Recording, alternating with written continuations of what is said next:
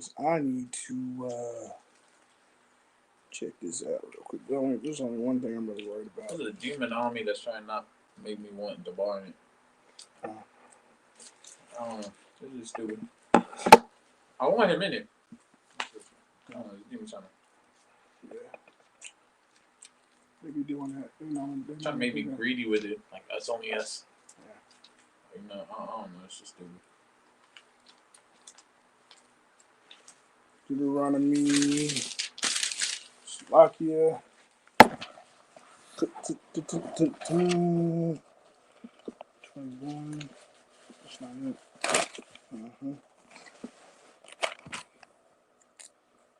I also need to get my who's who. Let's see.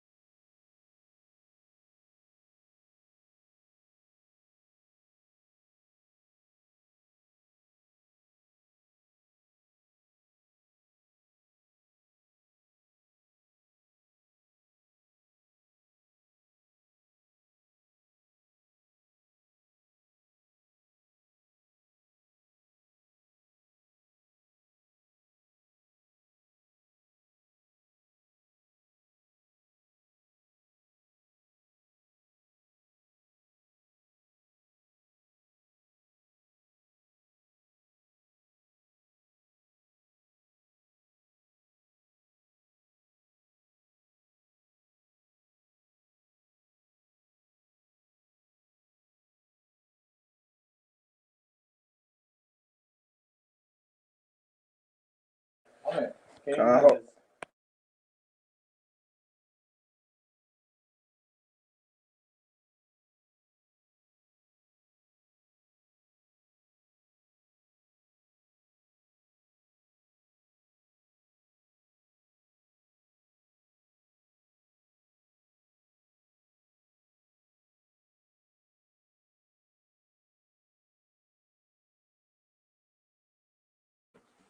All right, Con. Go ahead and get started. Hey, we're gonna.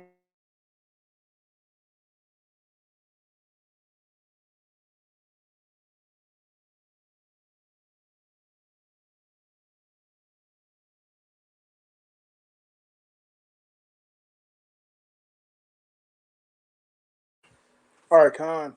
So first and foremost, I'm gonna give all praise, honor, and glory to the Most High God, Yahweh, Bahashem, Hamashiach, Yahweh Shai.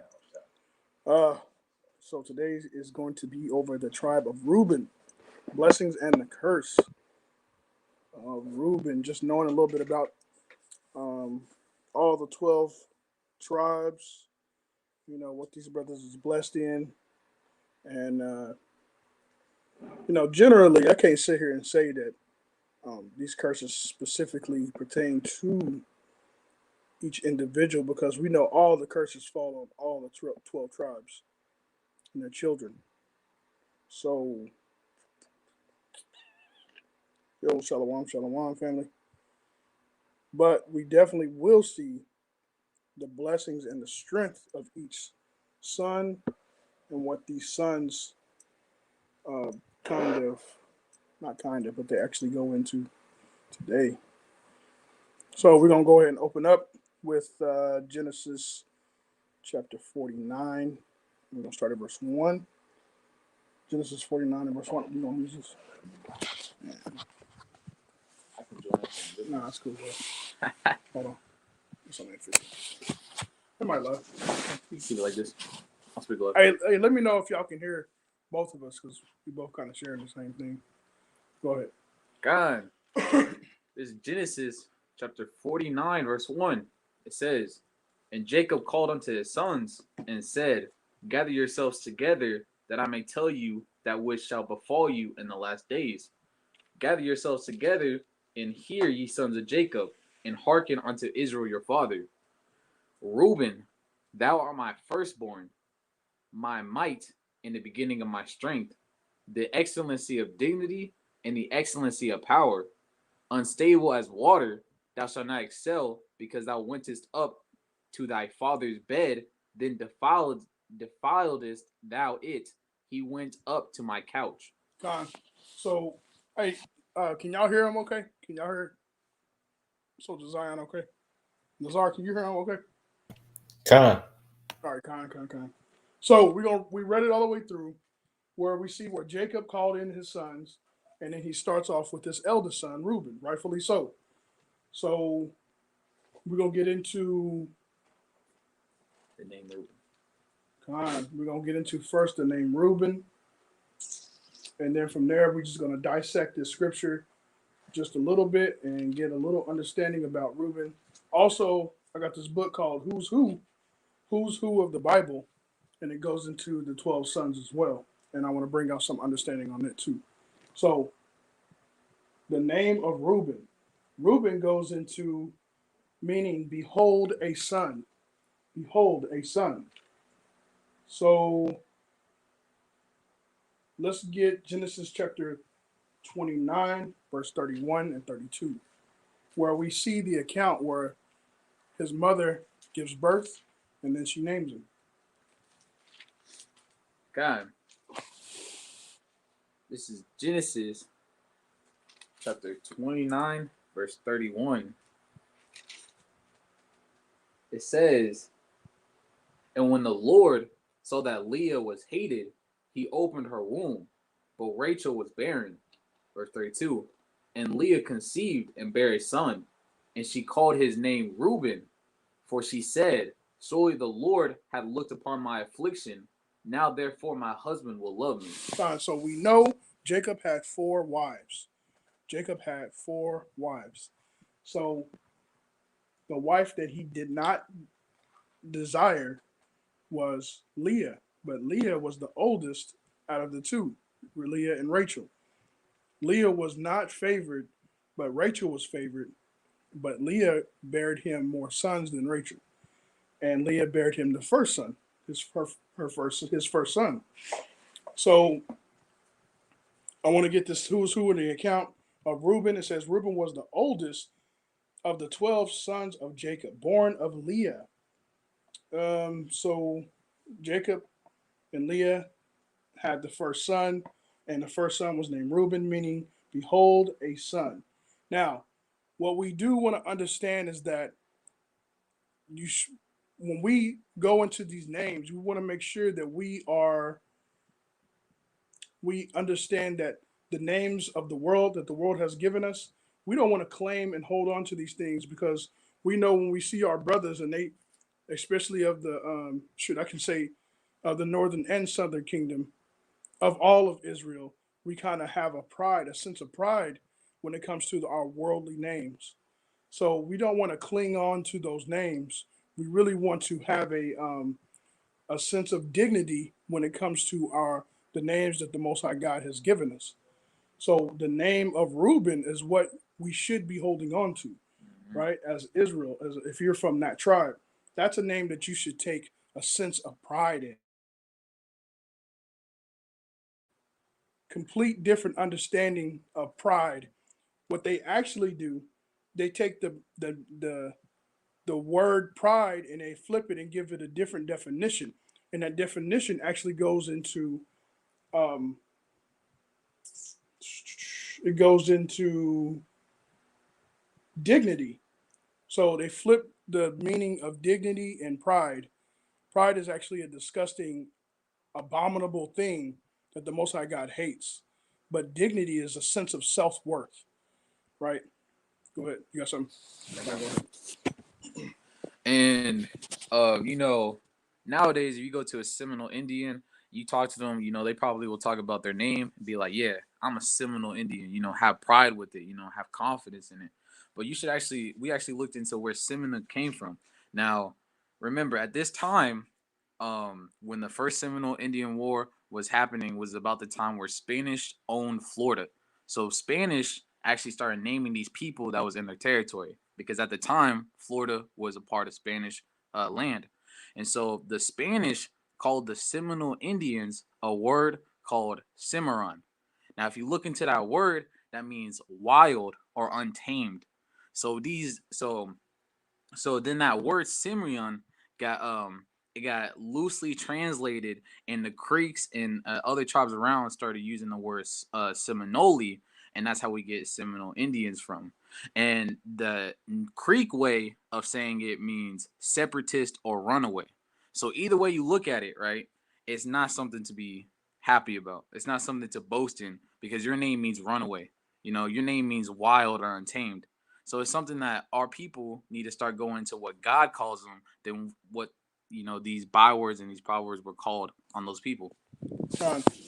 Yeah, we're gonna go into getting an understanding of why they actually called them those names, like runaway or untamed, because the Seminole Indians is actually a really powerful tribe, man, and you're gonna find out how powerful this tribe is.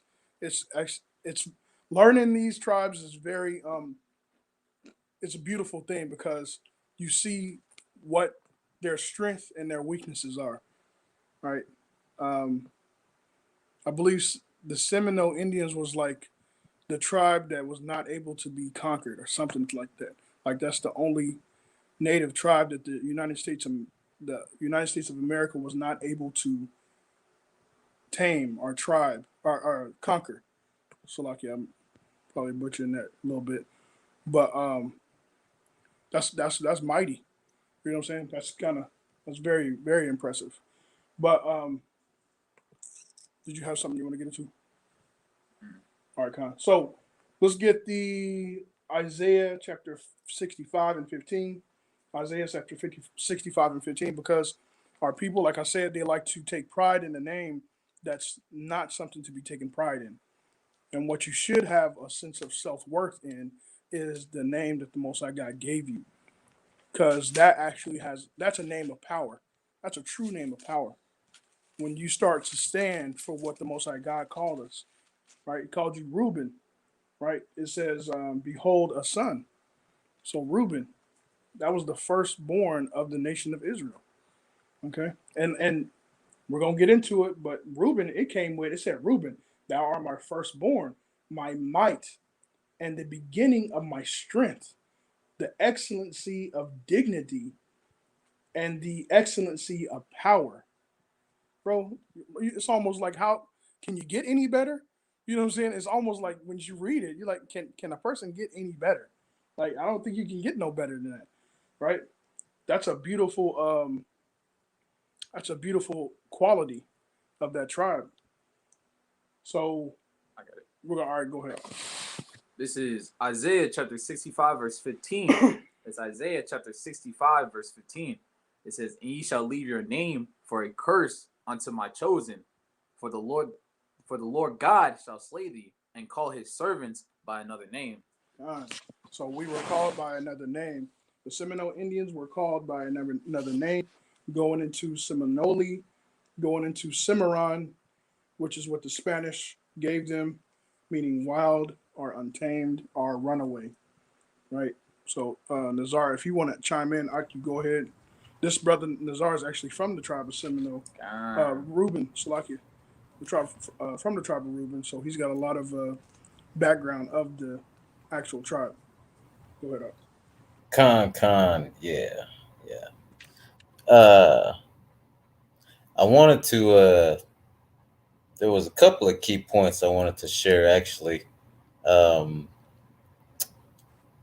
there's a whole lot actually I wanted to go into, but I just want to try to make a couple of things short here. Uh, let's see. First, I wanted to go back to what you were talking about on Genesis. 49. Genesis 49. Yep. Or no, where was that? Genesis, the excellency of dignity. Oh, Which con one was Genesis that? 9 and 3. 29 and 3? 49 and 3. 40, 49 and 3? Con. Yeah, 49 and 3. That's what it was.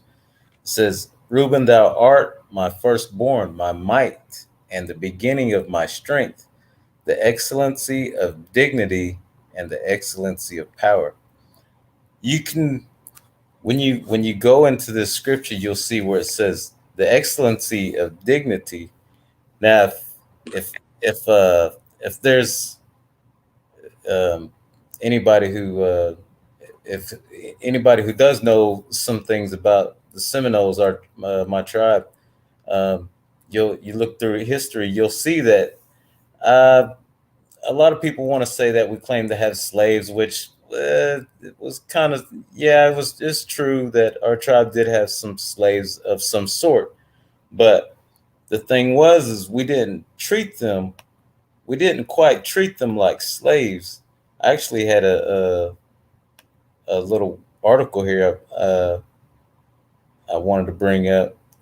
I'll just read it to you, but it says it's African Americans and Seminoles. And it says African American slaves lived with Seminole Indians in communities or family groups, both within territorial boundaries and outside of them, in a relationship characterized as benevolent servitude. Under the Seminoles, blacks served in varying capacities as advisors, interpreters, warriors, hunters, and field hands. Uh, Says most blacks living among Seminoles considered it an improvement over the American chattel system of slavery. Seminoles were more patrons than masters to their slaves. Now I've read in I can't remember the book it was, but I read that it says that the blacks, they were fleeing from slavery from around like Alabama and Georgia. They were coming to Florida, and they migrated with us. The blacks were actually one of the first people to tell us as Seminoles, "Hey, never trust the white man. Never trust the white man." And which, we were already in wars with the white government. We actually that another point I was wanting to take on about that too, when you was talking about us being as warriors and a very mighty group of people. If All you right. look Hold up through Yeah, we're history, on. Just before you go into that, we're gonna do that one step at a time. Because, but yeah, I want you to go into that too. But before you do that, I want people to really get a good understanding what he was just bringing out. Once you start to study this and you start to see that the Seminole Indians, the excellency of it says the excellency of dignity, they embody what dignity looks like. They didn't treat us like slaves. They didn't treat us like anything less than themselves. They treated us just like them, right? The excellency of dignity that they hold, that they embody, that they show, is like what you would say an elder or older brother would. That's why it's on them to be excellency of dignity, right? And I want to go into the word excellency of dignity, or the Salakia, because we kind of jumped it a little bit, but we're gonna get it, and we can just go back and forth on it. Excellency of dignity. It says the state or quality of being worthy, honored, or esteemed, high ranked. It says entitled position of nobility. It says they are worthy of respect. So anybody that has the word or title of dignity, they are worthy of respect. And what these people, what the Seminole Indians, the tribe of Reuben did, is it was actually never seen. So what they did was they had people that were supposed to be looked at as underneath them. They actually held them to the same qualities or standards as themselves, and they didn't treat them like slaves, right? So that was a safe haven for African Americans to run to, was the Seminole Indians, and that was extremely, extremely honorable. So if you ever want to see what honor really looks like, you really do study the tribe of Reuben, because they did a beautiful job at what they were pushing out. I have dignity. It says is defined as a person. Oh shoot! Hold on, Salakia. Hold on, my battery's trying to run out. Hold on, just a second.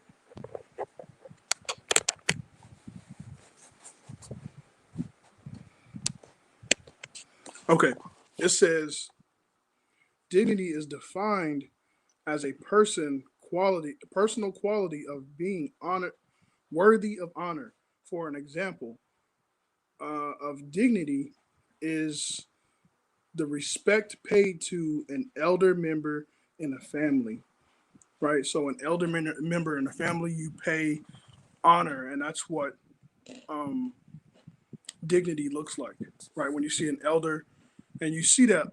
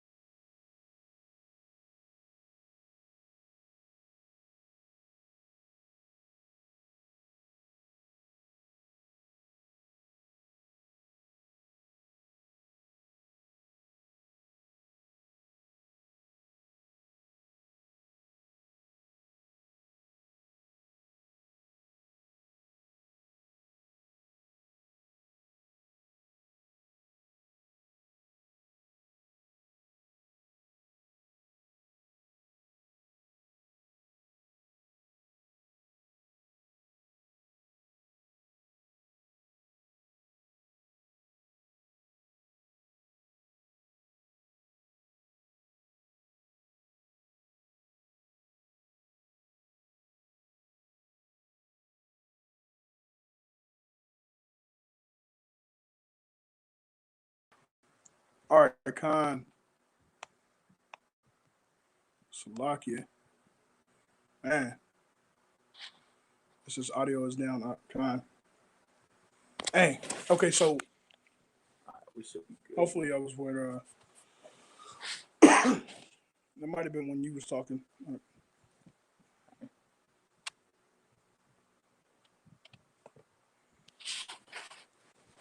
All right, Khan. Are we back? Everything's good? All right. So back to what we were saying. Just to harken on Nazar's point, they embraced so many freed, or not freed, but enslaved African Americans that when they're intermingling, they had to have a new term for all these kids, and they called it the Black Seminoles. So that's just to prove how much they embrace our brothers. Like there's a in a video that we're gonna watch soon, and she should refer to it. Basically, they're saying Florida was like a safe haven because you know what's right above Florida is Georgia. And remember, when Florida was a part of Spain, all these free slaves, all these slaves that are escaping, I should say, wanted to go down to Florida because they knew they would get embraced by Reuben. And that shows how much dignity Reuben had for his people. You know what I'm saying? So, So we want to go back up to God, Deuteronomy 49. We're going to go back up to Deuteronomy 49. And I want to go over this real quick before Zion get that Deuteronomy. This is Proverbs chapter 21 and verse 1. Proverbs chapter 21 and verse 1. It says, a good name is rather to be chosen than great riches. It says, a loving favor rather than silver and gold. So a good name is it says a good name is rather to be chosen than great riches. So good name is something that you got to make sure that is very well attended to. Meaning, the Seminole Indians are the tribe of Reuben did a beautiful, beautiful job of displaying their strengths, and their strengths was excellency of dignity and excellency of strength and power. So like the excellency of power. And we went over a little bit of the excellency of dignity, showing how much they respected and took in the black slaves as brothers, right? So it's definitely a sign of love. Okay. Let's get, you want to get that 49, we're going to go over 49 again. So we went over the name, Reuben. The name is better than silver and gold. It's better than great riches. And it definitely is. The tribe of Reuben is something to be honored. Okay. This is Genesis chapter 49, verse 3. It says, Reuben, thou art my firstborn, my might in the beginning of my strength. So it says firstborn, and it says my might in the beginning of my strength. Just to show what is entitled to the firstborn according to the law. In the book of Deuteronomy, chapter 21, and verse 15 through 17, we're going to bring that out.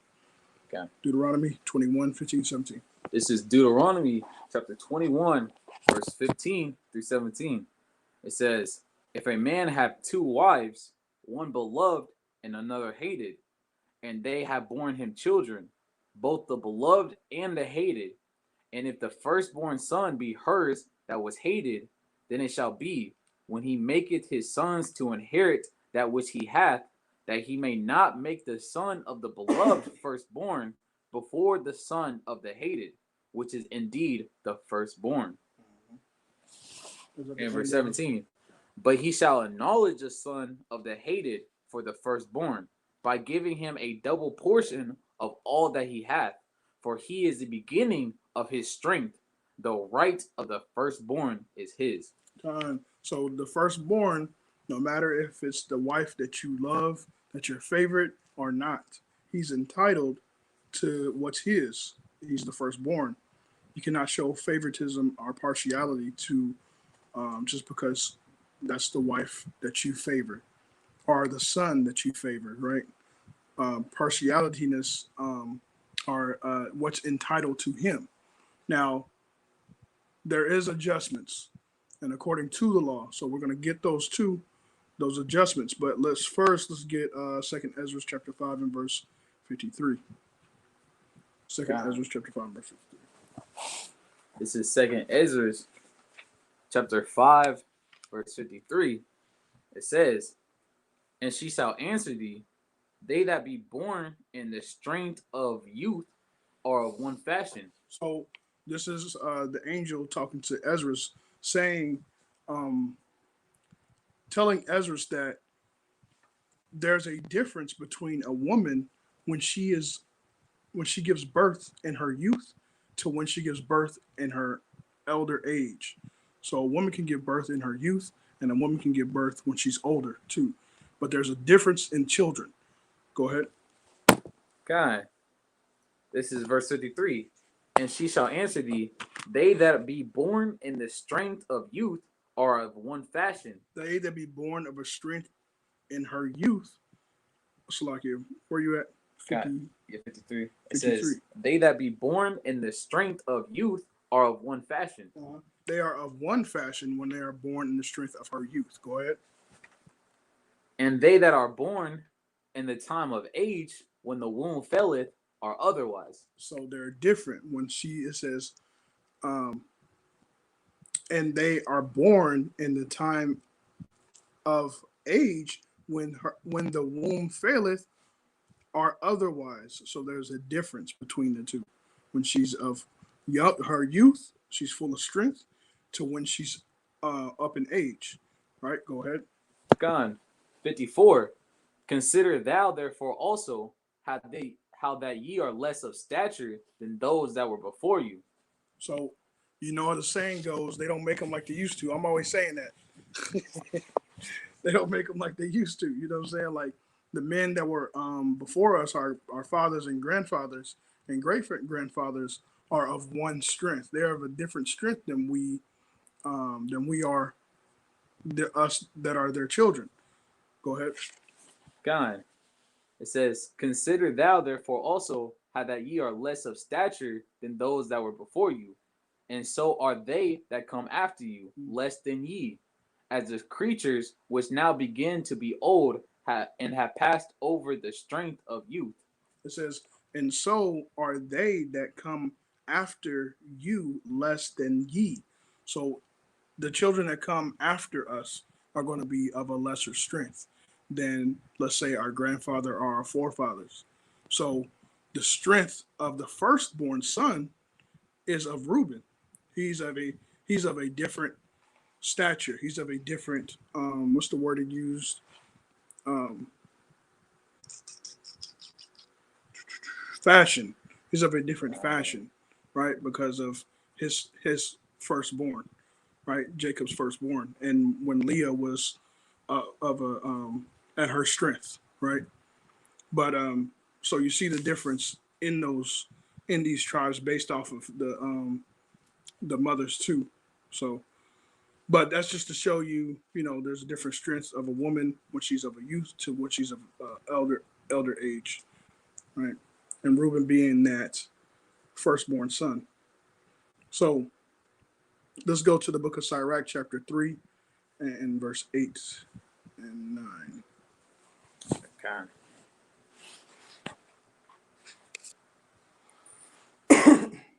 This Sirach, chapter 3, verse 8. It says, honor thy father and mother, both in word and deed, that a blessing may come upon thee from them. For the blessing of the father establishes the houses of children, but the curse of the mother rooteth out foundations. So we want to make sure that the honor, it says, honor thy father and thy mother, both in word and in deed. So, and Reuben had an issue with that there for a time. So we're kind of getting into, you see the blessing and you see the curse of Reuben. This says that in 1 Samuel chapter 2 and verse 3 tells you that, the Most High God weighs our actions. Our actions are weighed.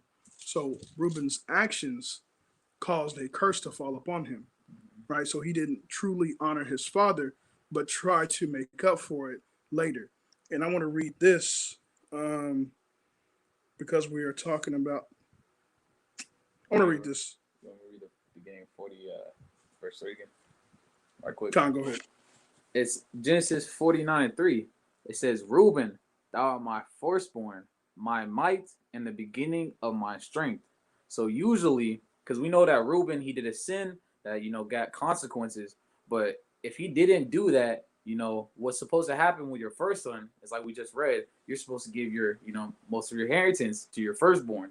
And so Reuben was rightly in that position to get it. So that's kind of what we're kind of hearkening on right now. But it's going also into his actions being of dishonoring his father, which kind of turned the tables with Reuben. So I want to bring out this. This is Strong's. It's like it, not Strong's. This is Who's Who in the Bible. It says it should be granted, however, that Reuben was best. It says that Reuben was the best of the 10. It says, for through his actions were not condemnable. He possessed a great conscience that than the others. So, and this is going into the account in Genesis 42 and 22 when they went into selling their brother Joseph, and we're going to get into that being in the excellency, which is the next phase of this. So, like the excellency of dignity. But before we do that, let's get the book of Sirach, chapter 30 and verse 3. This is Sirach, chapter 30, verse 3. It says, "He that teacheth his son grieveth the enemy, and before his friends he shall rejoice of him. Through his father die, yet he is as though he were not dead, for he had left one behind him that is like himself." God. So that's the strength that every man, every father is supposed to give to their son, right? That's what you're supposed to leave. That's an inheritance that you're supposed to leave, making sure your children know who your enemy is and knowing that you should never trust them. So that's a quality of the firstborn that he's supposed to know, and then that which Reuben does establish and is shown throughout the history of the Seminole Indians. They show that you can see through their actions, they know who the enemy is and they know who their brother is, right? So let's get, so that was the first, that was the second phase of my firstborn, right? My might and my strength. The third stage is excellency of dignity, which we kind of already went into. I want to read the definition again before we continue. As excellency of dignity, it says the quality or state of being worthy, honored, or esteemed, high rank, office or position, a title, a legal title of nobility or honor. They are worthy of respect, a sense of self-worth. Now, like I said, they like to take the word pride and attach it to dignity. That's not the right definition.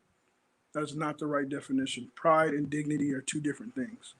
Now, what we roll in, or what the Israelites roll in, is dignity, right? Of having self-worth, not pride. Okay, self-esteem.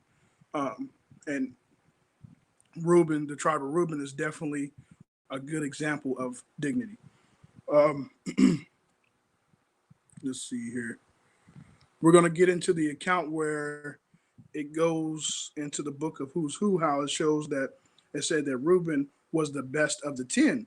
It said that because of his actions were not condemnable, he possessed a great conscience than his other brothers. He possessed a greater conscience than his other brothers, right? So let's get Genesis chapter 37 and 4.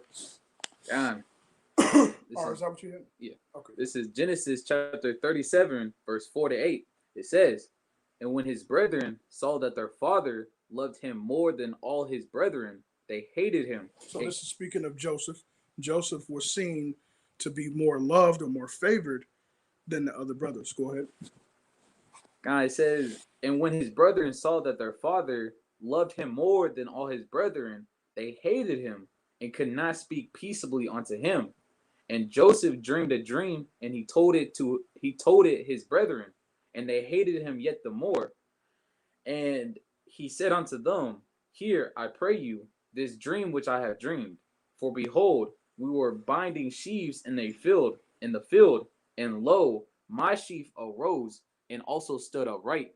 And behold, your sheaves stood round about and made obeisance to my sheaf." Verse 8. "And his brethren said to him, Shall thou indeed reign over us? Or shalt thou indeed have dominion over us? And they hated him yet the more for his dreams and for his words." Fine. So we see how Joseph's telling his story, his dream that he had, not to belittle his brothers or make his brothers feel a certain way, but the brothers saw that dream as an offense. Okay, so let's jump down to 18. God, this is Genesis chapter 37, verse 18. "And when they saw him afar off, even before he came near unto them, they conspired against him to slay him. And they said one to another, Behold, this dreamer cometh. Come now, therefore, and let us slay him, and cast him into some pit, that we will say some evil beast had devoured him, had devoured him, and we shall see what will become of his dreams. So you see the evil actions of his brothers, right? Now we're going to get into what Reuben is saying. So you see the actions of his brothers. His brothers are saying, let's throw him into the pit and say that he was devoured by some wild animal, and we'll take his coat back to the father and say that this is what happened, right? Go ahead. Verse 21, and Reuben heard it, and he delivered him out of their hands. So Reuben heard it, and he delivered him out of their hands. Go ahead. And said, let us not kill him. And Reuben said unto them, shed no blood, but cast him into this pit that is in the wilderness. So Salakia, it said, and Reuben said unto them, shed no blood, but cast him into this pit that is in the wilderness. So Reuben is trying to spare his life and not kill him. So again, it gives reference to, or this book gives reference to this chapter, saying that it should be granted, however, that Reuben was the best of the 10, for though his actions were not condemned, he possessed a greater conscience than the others. Right? Continue.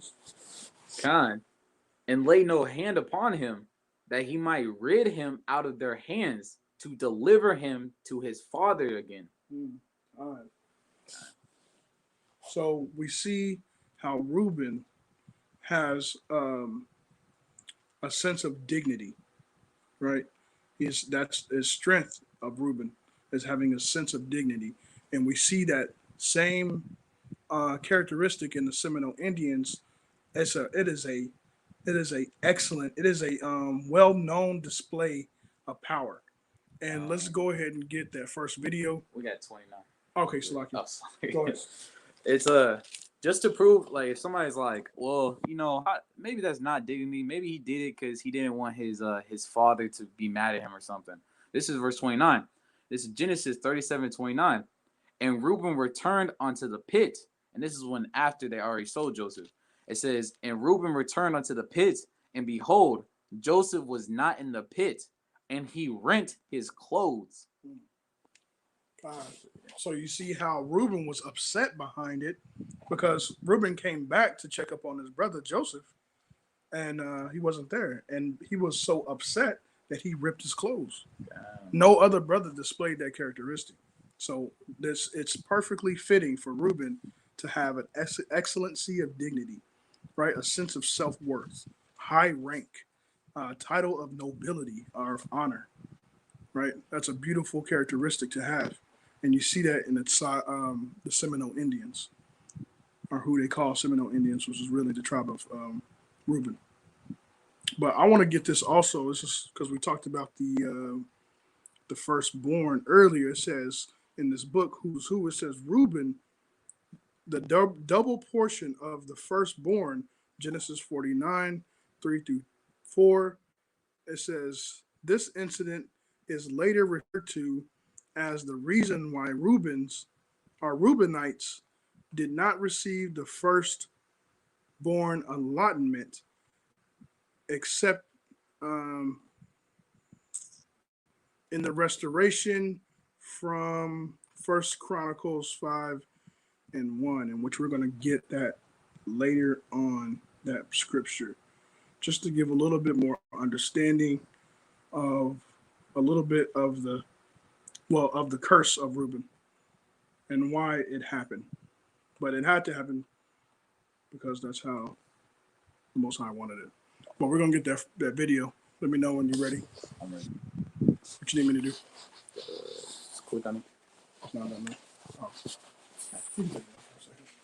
Okay.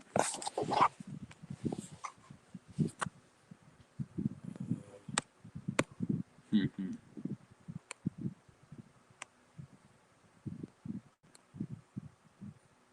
So like, yeah, If you're trying to go. it's it should be an option like how you add. Yes, guest. Okay.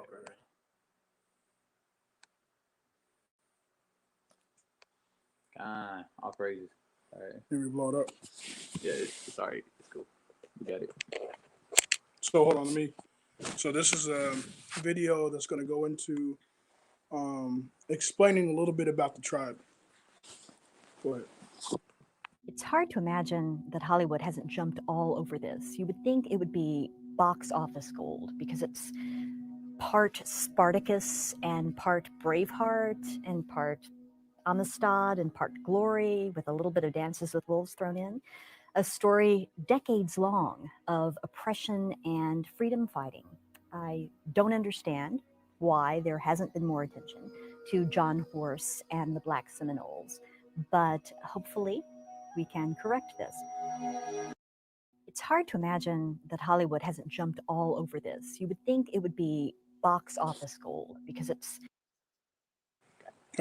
So she goes into, he was like a general of the Black Seminoles, and how we understand how the Black Seminoles became Black Seminoles is that they took in the so-called African American slaves, and the African American slaves began to have children with the Seminole Indians, and you have like two kind of war generals. You have what you see as I don't forgive me for not remembering their names, but you have the Seminole Indian. You know their names. One was named John. The Black Seminole Indian was named John, and you have John Horse, and the other one was Osceola. Osceola. So Osceola was, I believe, Osceola was first, wasn't he? Yeah. So Osceola was first. He was like a war general, and then John Horse came second.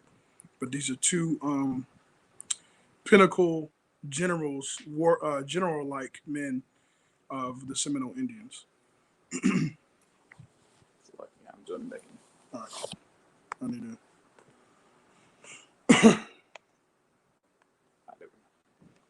All right, I got you. All right, so we got excellency of dignity. We read the Genesis of the brothers throwing Joseph into the pit, and we saw how Reuben rent his shirt, and wanting to save his brother also. So the excellency of power. And I believe Nazar, if you want to come in on this part and bring out what you was going to bring out earlier, because this is the excellency of power. As a matter of fact, can you reread that Genesis 49:3, Baba Kusha? This is Genesis. And again, this is the blessings of Reuben. Go ahead. This is Genesis chapter 49, verse 3. It says, Reuben, thou art my firstborn, my might in the beginning of my strength, the excellency of dignity and the excellency of power. God. So we're going to get into a little bit of the excellency of power. Nazar, if you got the other article you want to bring out, go ahead. Khan, it wasn't really a whole lot I was going to go in on that, but just pertaining to the mic part, you see the Seminoles fought many, many wars in history. When you go actually study on our history, you'll see that we fought many, many wars. The only point I was wanting to bring out about it was that throughout all of the wars, you'll see that we took down every single military aspect from the U.S. government. We took down their army. We held back their Marines, as well as the Navy, fighting them through water, their water tactics that they tried to engage on us. That just kind of goes to show the might part. We, the Seminoles, are the actual only tribe that never signed any treaty with the American government. they could never take us down in an actual guerrilla warfare. We held them back like through every war that they tried to engage upon us. Uh, just going to show you through the might that our ancestors had in fighting all these wars. We were really tough people. We were skilled. You can, if I can, I wanted to bring out I think it's Second Chronicles or First Chronicles 5:18. First Chronicles 5:18. Let me get it. Yeah, You want yeah, Zion? yeah. You want to read it? All right, Con. It said First Chronicles 5:18. Con.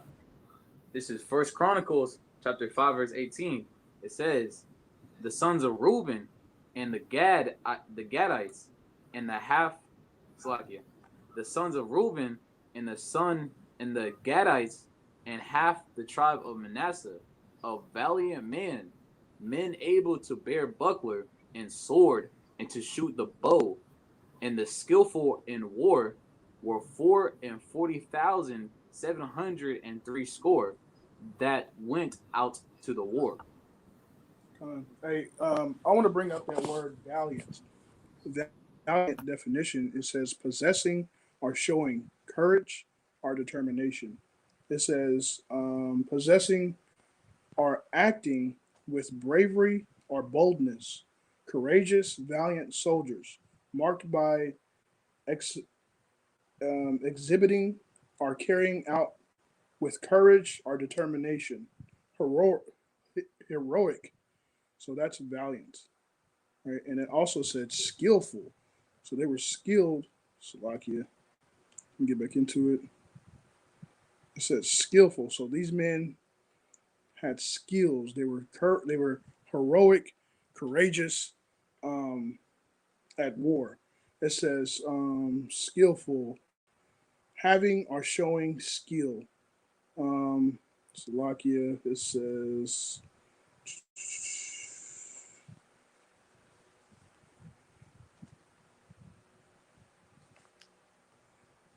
I forgot the definition. It goes good with showing skill, man. I can't remember where it is, but skill is a.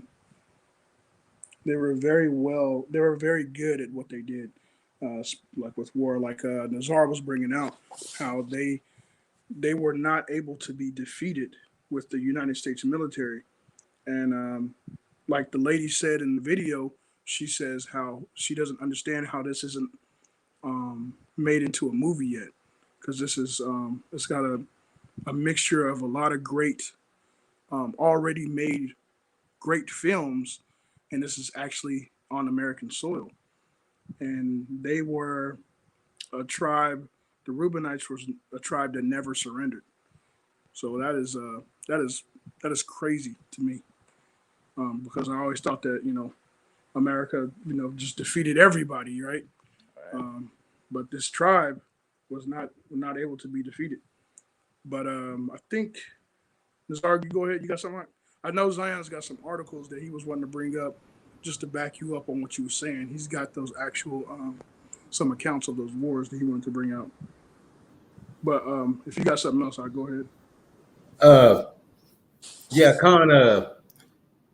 Yeah, I'll let Zion go ahead and do that. I did have there was a video clip I wanted to share.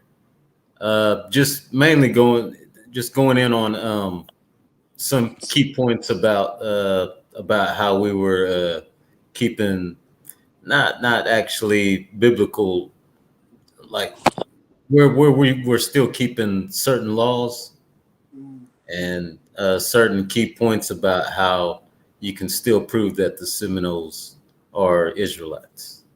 I had a video clip on it, but I'll let Zion go ahead. If you want to send that, to you, Is he able to screen share it? Are you able to screen share? I can screen. Yeah, I can screen share it. I got it pulled up, ready to go. But if y'all want me to go ahead and do that now? We'll get these account.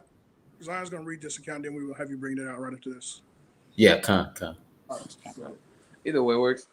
All right, so this kind of these the reason why I have these articles to talk about the Seminole Indian Wars is because first of all you'll see like one the excellency of power, right? Like in Genesis 49, it says we'll read it one more time. It says it says Reuben. It says, "Thou art my firstborn, my might, and the beginning of my strength, the excellency of dignity, and the excellency of power." And when you start actually learning about Seminole and how they got their names, is because they refused to not give up. And we can actually bring up this video to actually prove what we're saying. I'm gonna bring out the article right quick first. Let's get this right quick. Can you add my thing right quick? Okay.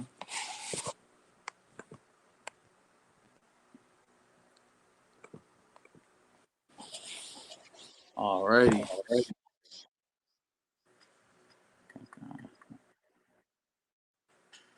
See how well y'all can see that. All right.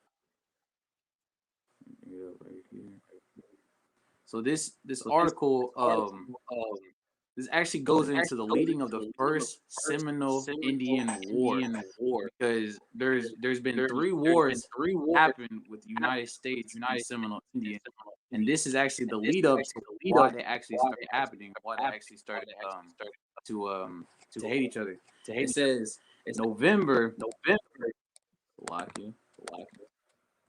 It says November 1817, U.S. soldiers attacked Seminole village of Foultown near present-day Bainbridge, Georgia.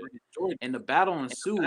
In retaliation, a group of Seminole laid siege to a boat carrying reinforcements to Fort Scott on Apalachicola River and killed 43 men, women, and children.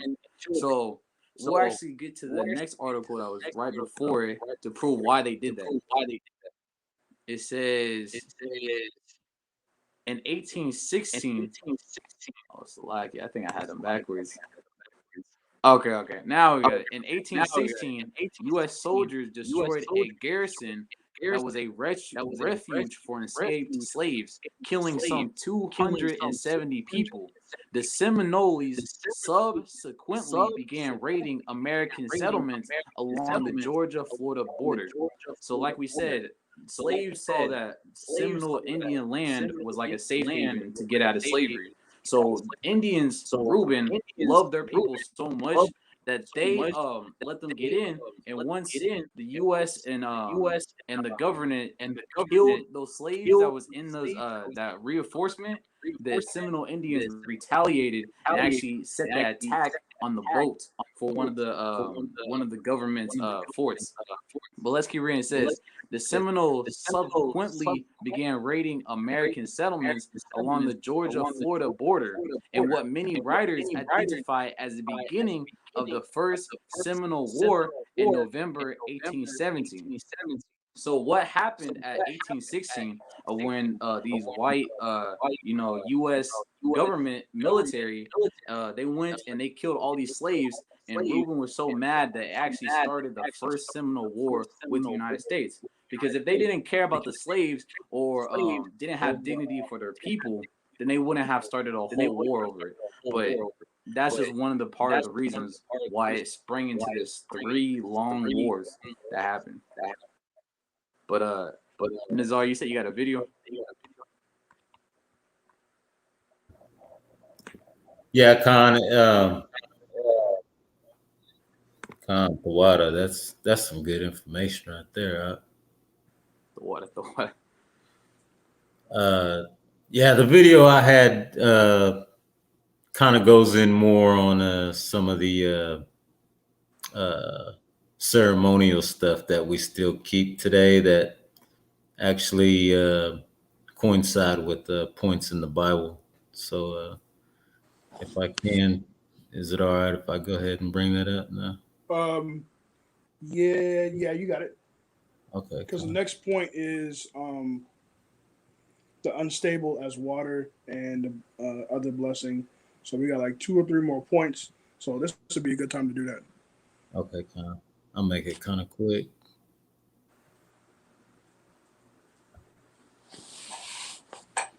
Did you bring up your video? No, I got 2 more videos. And then it should be good.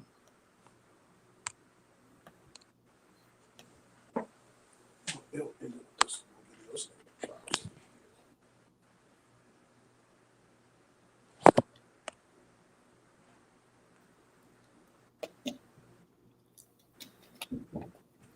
This is a video from it's actually kind of old, but it's from our it's a kind of a little documentary over the green corn ceremony. But I just wanted to show a couple of key points in here. It is centuries old, celebrated by the Indian tribes of the Southeast, the Creeks, Seminoles, Cherokees, Choctaws, and Chickasaws. It is the Green Corn Festival. Each summer, in the season of the new corn, these Indian peoples gather at their tribal towns to perform this rite of purification and rejuvenation. If you read in Leviticus, you'll see that we kept the green corn because it was a law that we did to keep it. I think it was in Leviticus. You'll see it throughout Leviticus, the month of Abib. Leviticus 2:14 says, and if thou offer a meat offering of thy first fruits unto the Lord, thou shalt offer the meat offering of thy first fruits, green corn. So you'll see, that's what the whole ceremony was about, keeping green corn. Another key point here.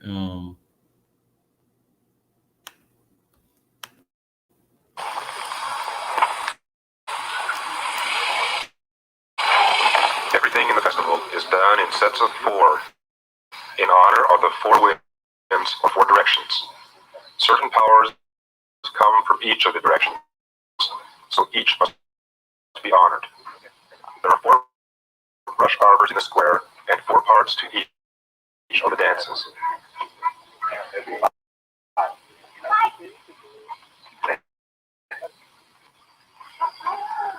After a week of camping at the grounds, mowing, cleaning, and making other preparations, the festival begins near sunset on Friday. First, the women and girls of the tribal town are honored in a ribbon dance. In certain points of the ceremony, we still kept that Sabbath part. You heard him say that we started all this at sunset on Friday. Hey, Salakia. Hey, you can always see, man, whenever you see these older videos too, and this is something. Is this a recent video? It was uploaded in 2018, but this video was taken probably in the 70s or so. Okay, but you still see our women wearing those dresses. You know what I'm saying? Yeah, kind of. There was another point here I wanted to share. Go ahead. Zion got a small point. Just a really small point. When we were doing research on Seminole Indians, it got to the point where other nations were looking at our women's dresses and they saw the color pattern and they were so in awe that they actually had to start copywriting Seminole dresses because other nations were stealing them. For instance, the Asians, they were actually selling cheap fabrics and just imitating the patterns of Seminole Indians, to the point where they had to literally copyright it because how beautiful our culture was. It just was getting stolen like that. So that's just a small thing about how amazing our women were. That's crazy. I've heard that before. Yeah, I forgot about that. I wanted to bring out this key point too in the ceremony. The men begin the day proceeds with preparations for the next stages of the festival. A new fire is started in the center of the square, with 4 logs pointing in the 4 directions. This point in particular, I think it was the Yom Kippur, the part of the Israel feast of Israel fall feast of Israel. They did something like that pertaining to the 4 cardinal points, and I believe that's where we were still keeping that. The women may not enter the square until the men's ceremony is finished in late afternoon.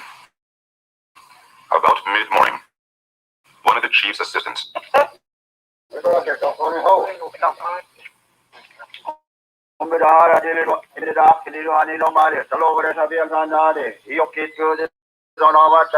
not only the women here, but also the men were doing this too. They were washing themselves before the ceremonial dance, and you'll see that in I think it was let me find the scripture. Well, in Ecclesiasticus, Sirach 34:25, it says, "He that washeth himself after the touching of a dead body, if he touch it again, what availeth his washing?" So this goes into we always did this when it came to like a dead body too, but we also did this in the ceremonies too with the washing ourselves in purification was a symbol of purification. And then this was one of the main points I want to bring out too, right here. with lead singers from different ceremonial grounds taking turns in leading the dances. You have the tassels, that going into Numbers 35. Yeah, you see, we kept the tassels, and this is the actual dance that was taking place after all the washing and the getting the logs together, the washing and everything. And this is what songs honoring the animals. This is what actually happens at the end. And other creatures of nature.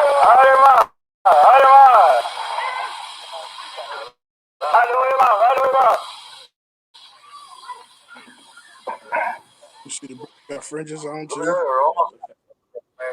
Yeah, you'll see all the fringes, the tassels. A lot of them. You'll see some fringes too.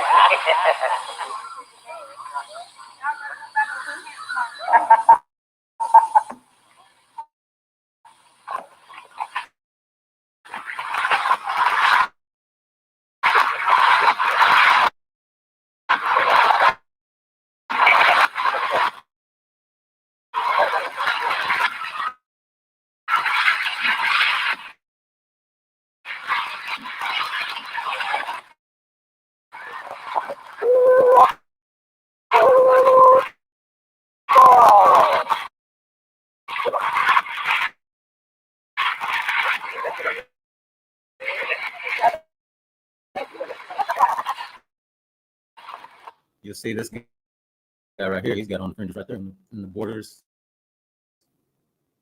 Borders right there. And that's really just just wanted to bring some of them points out. Those some fire points right there. Go ahead. Yeah, that is. It just shows how the Seminole Indians, the tribe of Reuben, still kept their a lot of the cultures of the Bible when they came over to this land. I think Zion had another point though. Yeah. So that was beautiful points. And also, they're actually Reubenites and Reuben people. They're so in order. For example, when we were researching it, one rule that the women had was you can't speak to a white man. Like Abba was saying earlier when he was going into it, that know your enemy. Reubens, since they never gave up, they never surrendered. their kids knew what to do, and their women even knew what to do. And one of the rules, again, like I said, was not to speak to the enemy. So it's like their order is reason why they, got so far, and how strength and how basically powerful they were. But let's read the blessings again. This is Genesis 49:3. It says, Reuben, thou art my firstborn, my might, and the beginning of my strength, the excellency of dignity and the excellency of power. And the other point that I had was going into excellency of power. Their generals that they had and their chief people that was leading them in war were mighty, mighty men. And one man he's very known. His name is Osceola. Let me get the article right quick. We got 2 videos. Let me share this right quick. He was a very, very mighty Reubenite.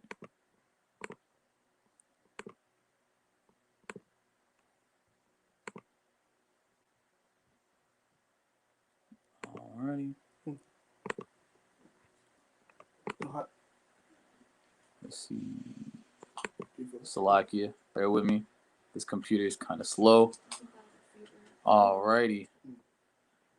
We're going to watch this one first. Let me add it on here.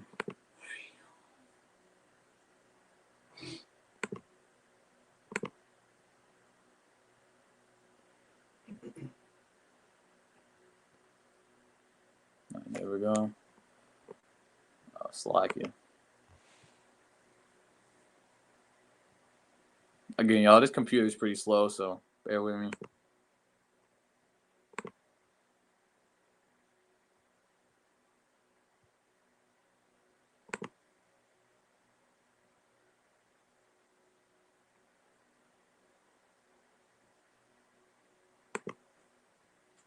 There we go. Let me add this.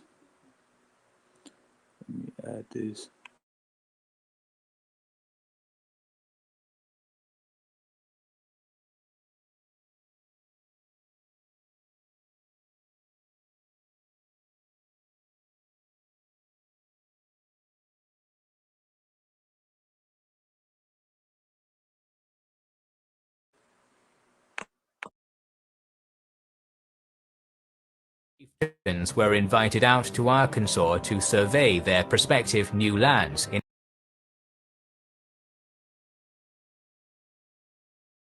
Greek enemies.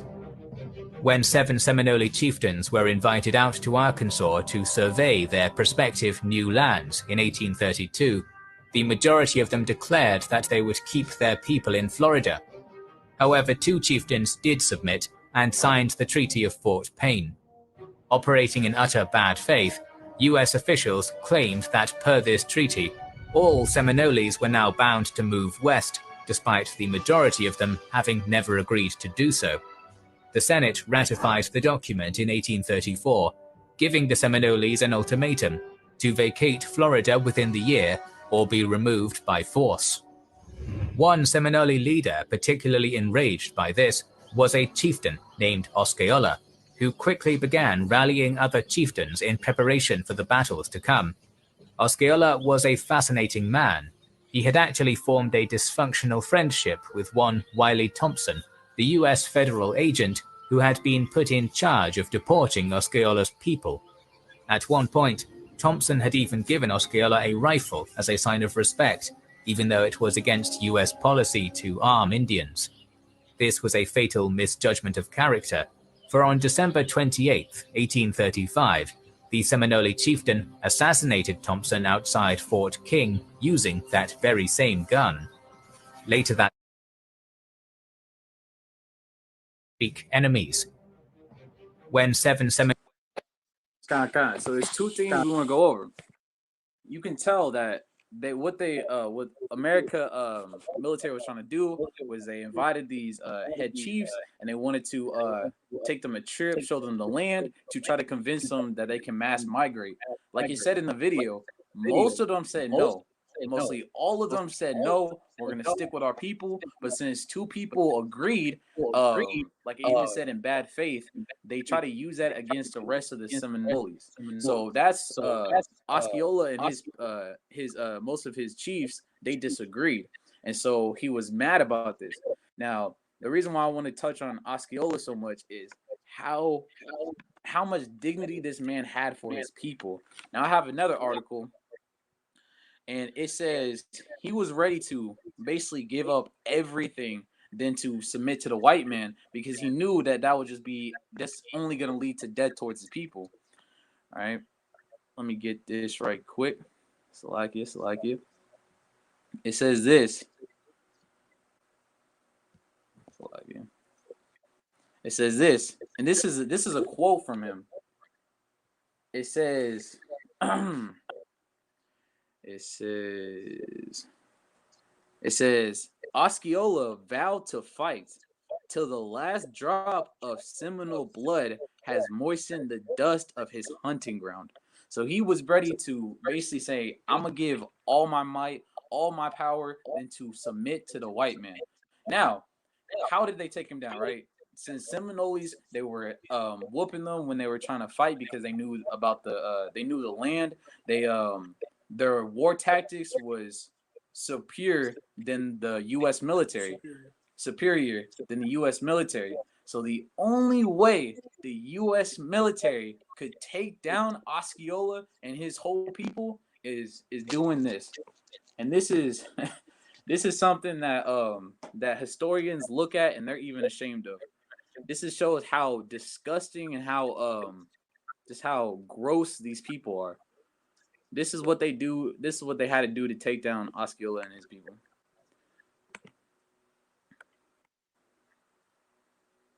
Again, bear with me. This computer is a little slow.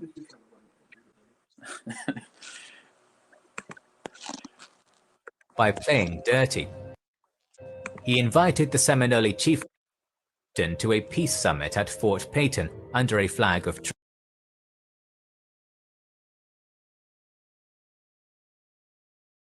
Jessup resolved to neutralize his Osceola problem by playing dirty. He invited the Seminole chieftain to a peace summit at Fort Peyton under a flag of truce. This proved to be a ruse, and as soon as he arrived, Osceola was attacked and imprisoned. Jessup's act of treachery sent shockwaves throughout the American public, who had come to admire Osceola as an honorable and valiant foe. Both Congress and the national press decried Jessup's tactics. To this day, some historians still refer to Jessup's deception as one of the most disgraceful acts in American military history. The only way Jessup that resolved to neutralize the U.S. military could take down Seminole Indians is if they played dirty. They offered him, they invited him to a meeting in peace, and what they did was they turned their back on him and they betrayed him, and that's how they took down Osceola, because he actually ended up getting a disease while he was in the prisons.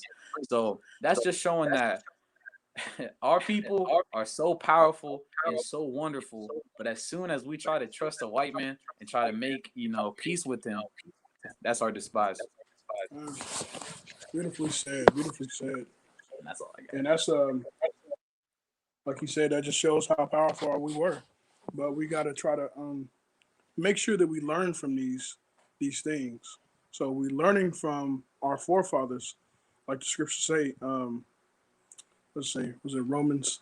Let's say, we learn through patience and faith of the scriptures that we might have hope. What's that? It's lucky. Let me see.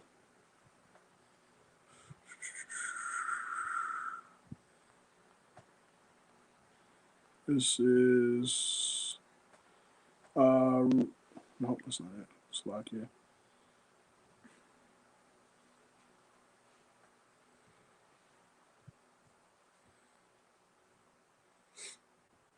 This is Romans 15:4.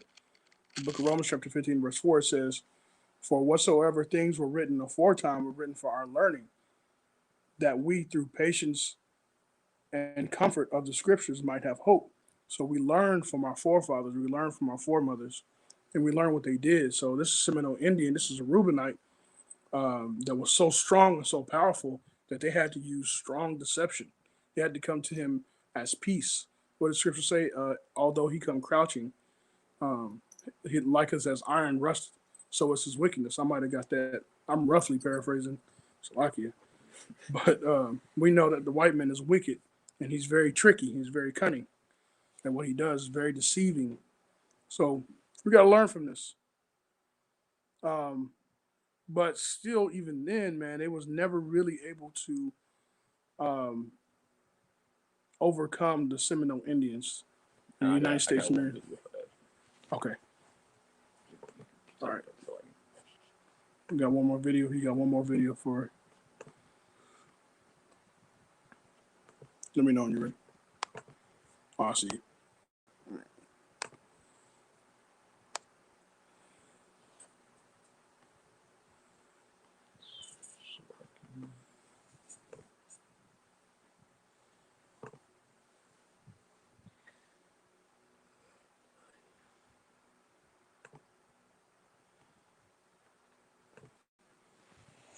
Let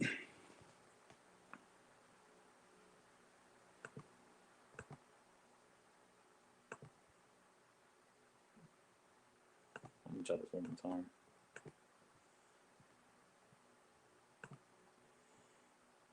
Okay.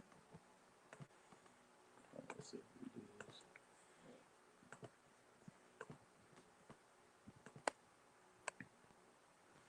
All right, it should work now.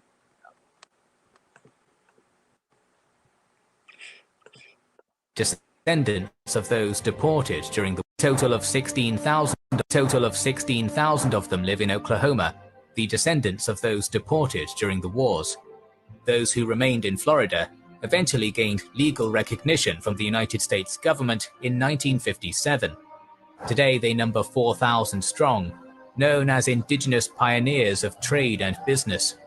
The story of the Seminole is a stirring reminder that throughout the American continent's many colonial wars, some native tribes never stopped fighting, never surrendered, and to this day, still inhabit the very same land as their proud warrior ancestors. A total of 16,000 of them live in Oklahoma.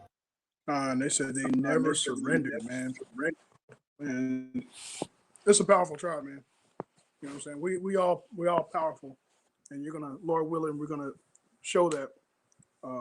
But you know, we start off with the firstborn, and Reuben definitely is shows his strength in history. So this is Genesis 49, the blessings. Genesis 49:3. Reuben, thou art my firstborn, my might, the beginning of my strength, the excellency of dignity. And we saw that, like the guy in that video, he said that something to be proud, right? He used the word proud, and we know that it should be exchanged with dignity. It said the excellency of power. So Reuben has this blessing as being excellency of dignity and excellency of power, and he's very skillful. But let's get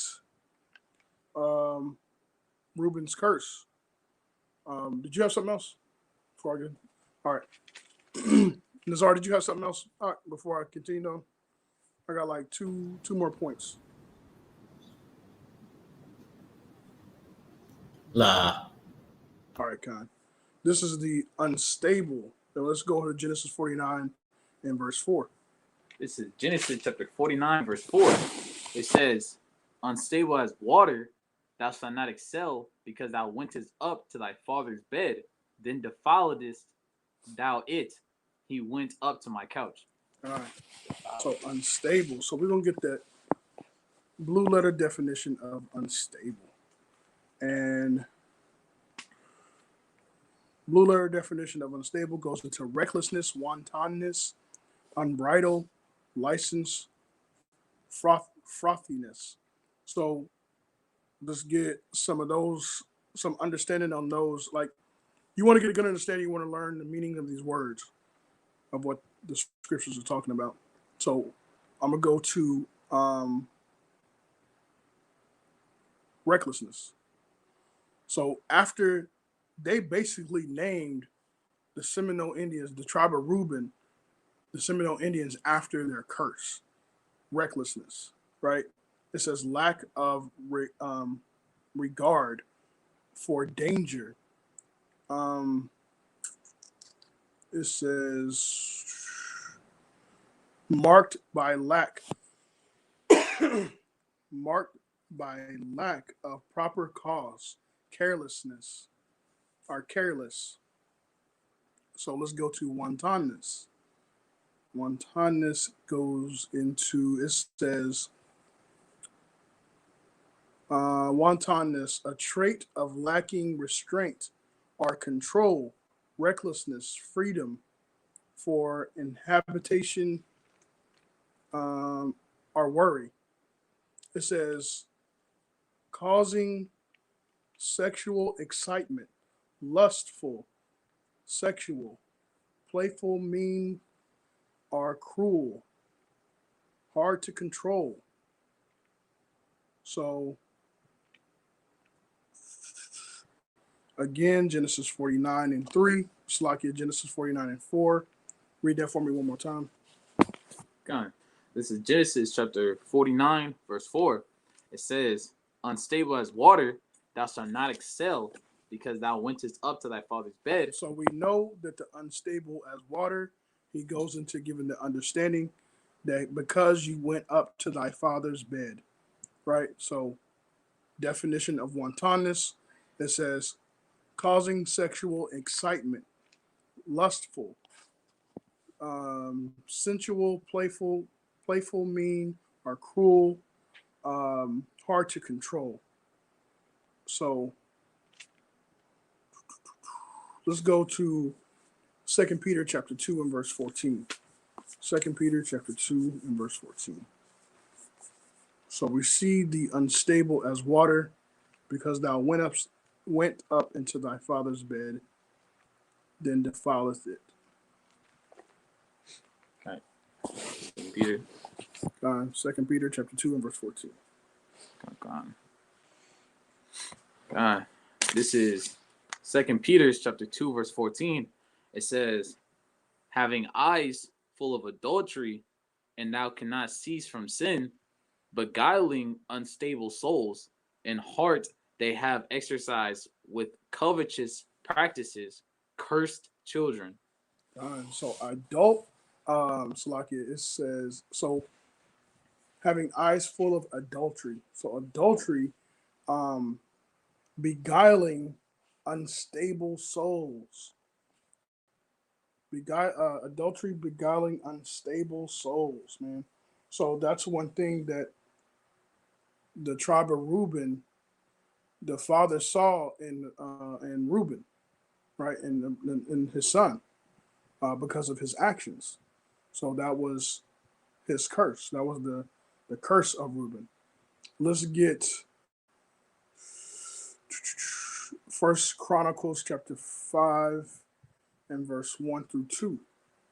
First Chronicles chapter 5 verse 1 through 2. And this is going to explain a lot about Reuben and how his birthright got his birthright partially got taken from Reuben and given to the tribe of Judah. Go ahead. God, this is First Chronicles chapter 5, verse 1. Now the sons of Reuben, the firstborn of Israel, for he was the firstborn. So Reuben was the firstborn. Go ahead. But for as much as he defiled his father's bed, his birthright was given unto the sons of Joseph. So his birthright was given unto the sons of Joseph. Joseph had two sons, Manasseh and Ephraim. Ephraim and Manasseh. Go ahead. His birthright was given unto the sons of Joseph, the son of Israel. And the genealogy is not to be reckoned after the birthright. So, Lockie, give me just 1 second.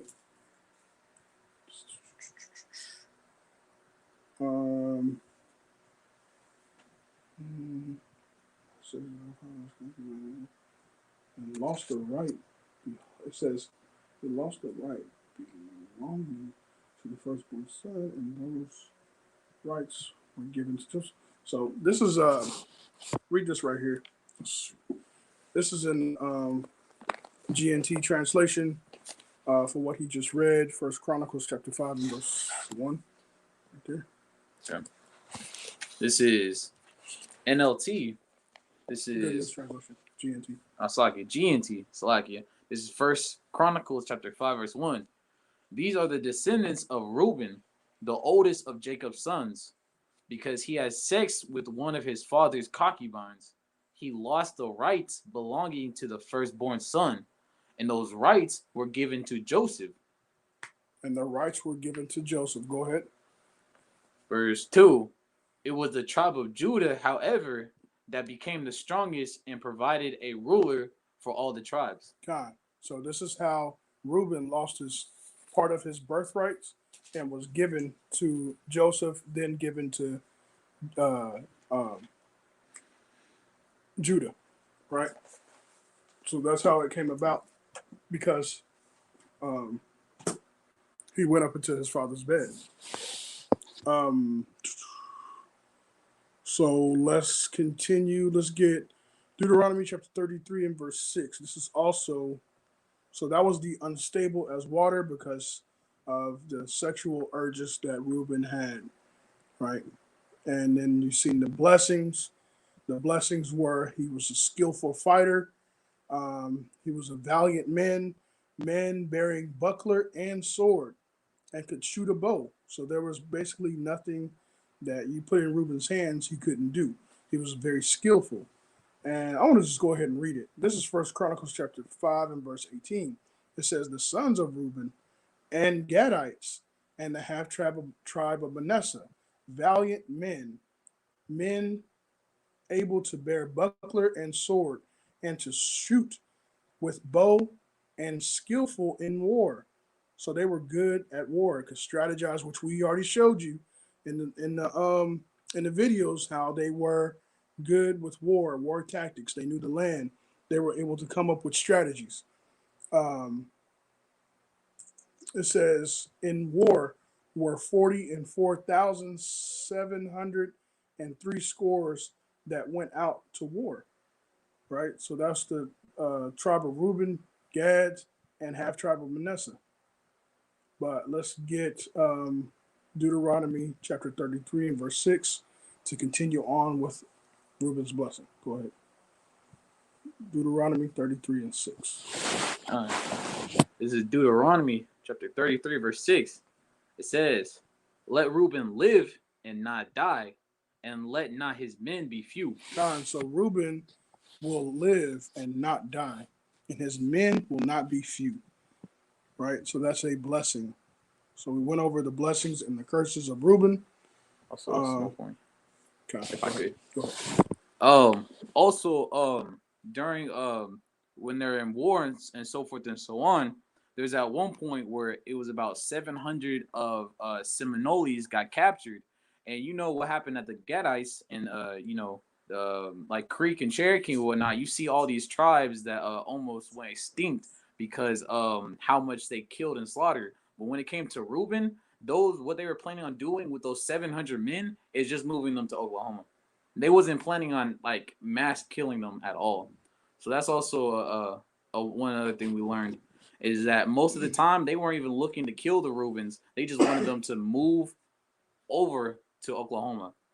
But as we know, there's some native tribes that almost went extinct because how much they were killing them. And the Reubenites, they kept moving when they saw that the white man would try to move next to them. The white men and women would try to, they would get kind of scared because they saw that the Reubenites had guns and weapons of war. And they would also let the slaves, because they treated the slaves as brothers, they would let them have weapons of war and guns. And that's another reason why it would cause an uproar. So the Reubenites would be like, we're just going to move. But every time they move, the white man would try to move beside them too. So it was real weird how they was moving. But we're going to finish this out with this one little clip video. The last one I sent you, it's like 40 seconds long. But just to show you just a little bit of how the native Indians reacted to the slaves, to the black African American slaves when we saw them. They were very peaceful people, man. And they knew who their enemies were, and they knew who their brothers were.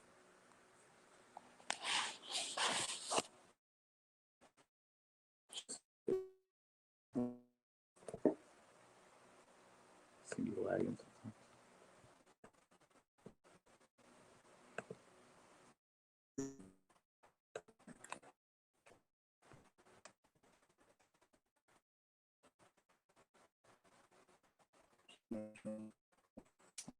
Let's see.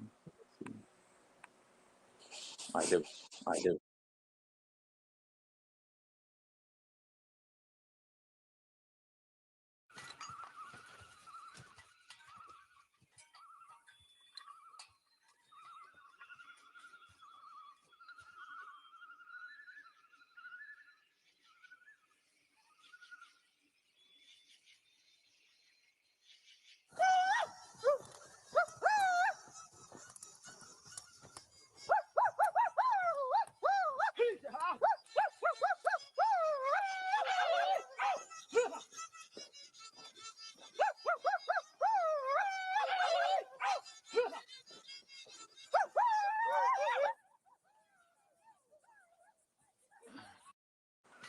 Come on. But yeah, man. Nazar, you got anything else you want to add up?